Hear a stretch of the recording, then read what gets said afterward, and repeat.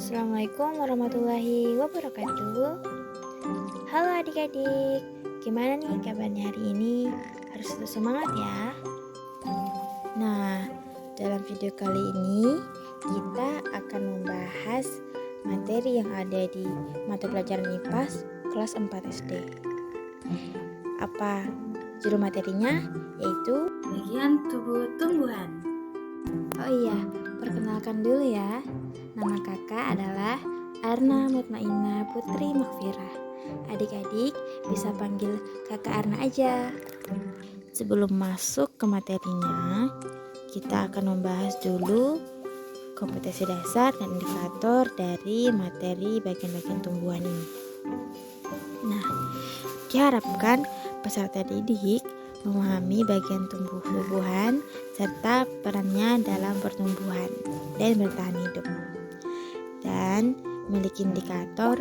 Yang pertama, peserta didik mampu mengidentifikasi bagian-bagian tumbuhan. Yang kedua, peserta didik memahami fungsi dari masing-masing bagian tubuh tumbuhan dan juga mengaitkan fungsi bagian tubuh tumbuhan dengan kebutuhan tumbuhan untuk tumbuh dan bertahan hidup. Nah, ayo adik-adik, kita mulai untuk masuk ke dalam materinya. Mengenal bagian-bagian tumbuhan. Dalam materi ini, kita akan mempelajari apa saja? Yang pertama, memahami fungsi bagian-bagian tumbuhan. Yang kedua, mengidentifikasi jenis-jenis bagian tumbuhan. Dan juga yang ketiga, mengetahui fungsi dan struktur tumbuhan. Adik-adik, tumbuhan tentu memiliki bagian-bagiannya ya. Nah, dalam video ini kita akan membahas bagian tumbuhan daun, batang, dan juga akar. Nah, yang pertama kita akan membahas bagian tumbuhan akar. Akar adalah bagian tumbuhan yang berada di dalam tanah.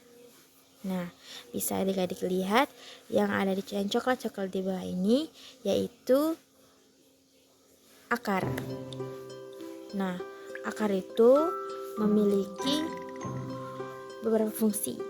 Yang pertama, akar berfungsi untuk menyerap air dan unsur hara dari tanah agar tumbuhan bisa tumbuh dengan baik.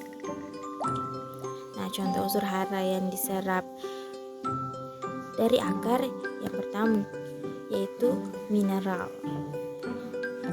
Selanjutnya yang kedua, akar berfungsi juga untuk menahan tumbuhan agar tetap berdiri tegak. Karena akar berada dalam tanah, akar itulah yang menjaga agar tumbuhan atau pohon tersebut tidak tumbang. Nah, akar juga memiliki beberapa jenis ya adik-adik. Nah, jenis-jenis akar terbagi menjadi dua. Yang pertama, akar tunggang. Yang kedua, akar serabut. Nah, yang pertama-tama kita akan membahas akar tunggang. Akar tunggang ialah khas tumbuhan biji berkeping dua. Nah, akar tunggang ini terdiri dari akar pokok besar yang kemudian bercabang-cabang. Jadi, akar tunggang ini memiliki satu akar utama yang besar dan kemudian memiliki cabang-cabang. Selanjutnya, akar serabut. Nah, akar serabut ialah kumpulan akar halus yang keluar dari pangkal batang tumbuhan. Nah, kalau tadi akar tunggang yaitu dari khas tumbuhan biji berkeping dua, kalau serabut, akar serabut ialah khas tumbuhan biji berkeping satu. Oke, nah bagian tumbuhan selanjutnya yaitu batang. Batang adalah bagian tumbuhan yang menghubungkan antara akar dan juga daun. Nah, akar dan daun ini tentunya bisa saling terhubung dengan adanya batang. Fungsi dari batang yaitu yang pertama, menopang dan menyalurkan air serta zat makanan yang berasal dari akar menuju atas, yaitu ke daun. Selanjutnya, yang kedua fungsinya ialah mengangkut makanan dari daun ke seluruh bagian tumbuhan.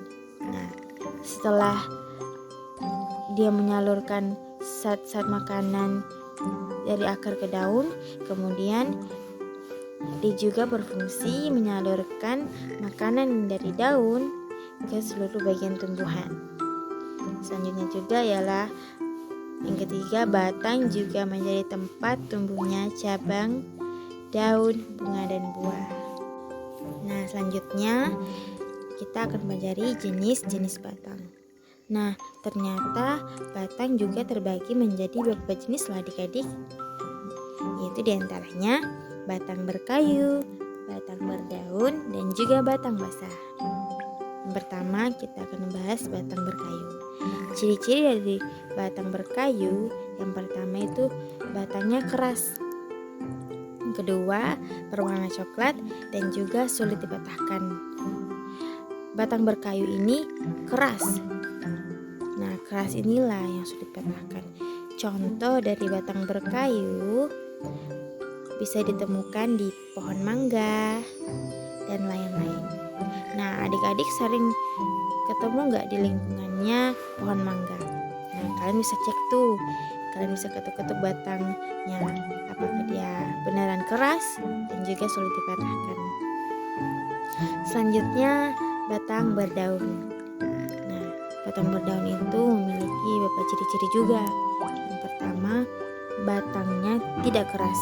Berbeda dengan batang berkayu yang keras, nah batang berdaun ini tidak keras. Dan juga dia mempunyai ruas-ruas nyata dan seringkali berongga. Misalnya nih, pada batang berdaunnya contohnya ada batang padi dan juga serai. Nah, selanjutnya kita akan membahas batang basah. Ciri-ciri dari batang basah yaitu yang pertama, batangnya lunak. Selanjutnya, dia memiliki warna hijau dan juga mudah dipatahkan. Seperti yang adik-adik lihat, contoh dari batang basah yaitu adalah batang pohon pisang. Apakah adik-adik sering menjumpai di lingkungan kalian batang pohon pisang? Nah, pohon pisang ini dia memiliki batang yang lunak serta berwarna hijau, makanya disebut juga batang basah. Nah, setelah tadi kita membahas bagian tumbuhan batang, kita akan masuk ke bagian tumbuhan selanjutnya yaitu daun.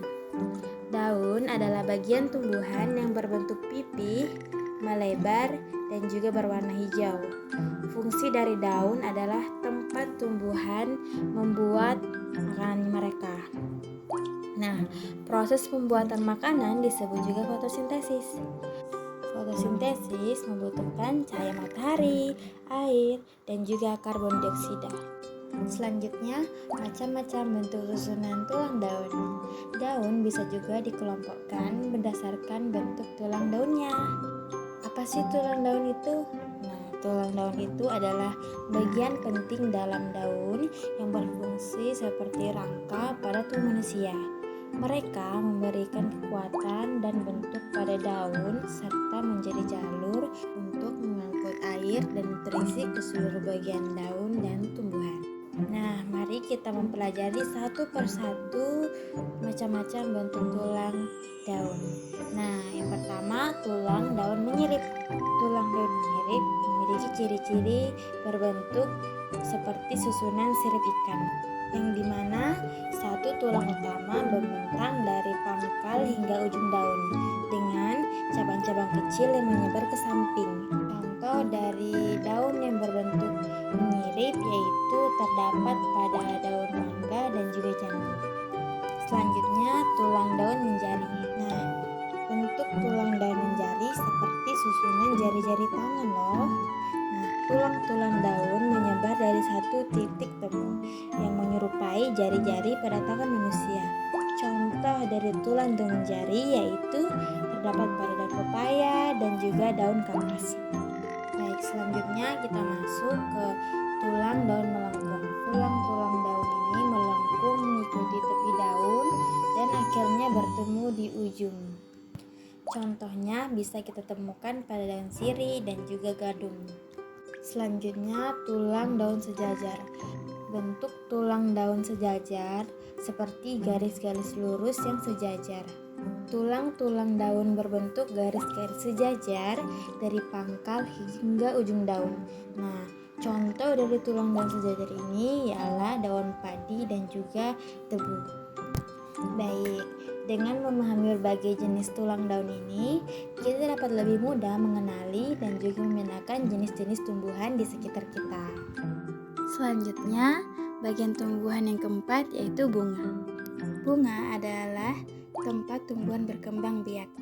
Setelah bunga berkembang biak, akan menghasilkan biji. Nah, yang bijinya inilah yang bisa ditanam. Bunga memiliki beberapa fungsi, diantaranya bunga berperan dalam produksi tanaman.